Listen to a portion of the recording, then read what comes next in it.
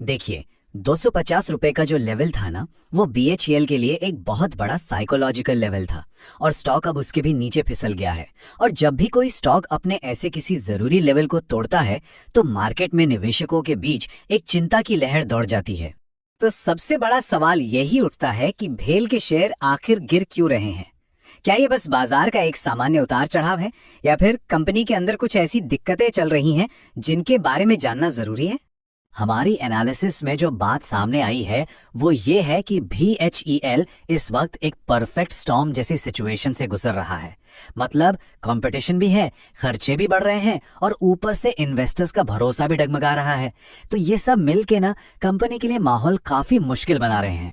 सबसे पहला और शायद सबसे बड़ा factor, the China factor. Market में ये खबर घूम रही है कि सरकार शायद चीनी कंपनियों को इंडियन गवर्नमेंट प्रोजेक्ट्स की बिडिंग में वापस आने दे। सिर्फ अगर ऐसा हो गया तो बीएचईएल के लिए कंपटीशन बहुत ज्यादा बढ़ जाएगा, और इसका सीधा असर पड़ेगा उनके मार्जिन्स पर। दूसरा कारण है बढ़ते हुए खर्चे।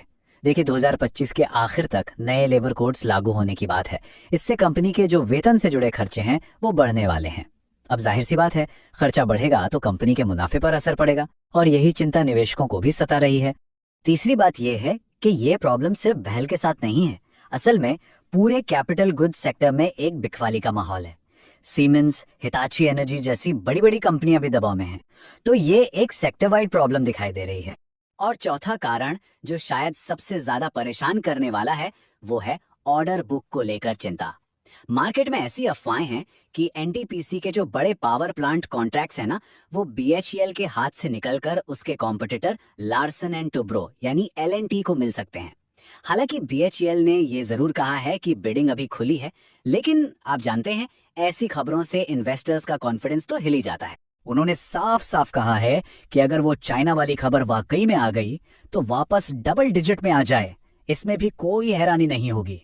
सोच सकते हैं आप, मतलब वो सीधा सीधा कह रहे हैं कि अगर चीनी कंपनियां वापस आ गईं तो स्टॉक इतना गिर सकता है कि डबल डिजिट्स में पहुंच जाए। डबल डिजिट्स, इसका मतलब क्या है? इसका मतलब है शेयर की कीमत 100 रुपए से भी नीचे। एक ऐसा लेवल जो पिछले काफी लंबे समय से देखा नहीं गया है। ये निवेशकों के लिए एक बहुत बड़ी चेतावनी है। एक्सपर्ट ने एक बहुत ही आम गलती पर उंगली उठाई है, और वो है किसी स्टॉक से भावनात्मक रूप से, मतलब इमोशनली अटैच हो जाना। अक्सर निवेशक किसी स्टॉक में इसलिए फंसे रहते हैं, इसलिए नहीं कि उसके फंडामेंटल्स अच्छे हो जाएंगे, बल्कि इसलिए क्योंकि वो उसे बेचने का फैसला नहीं ले पाते।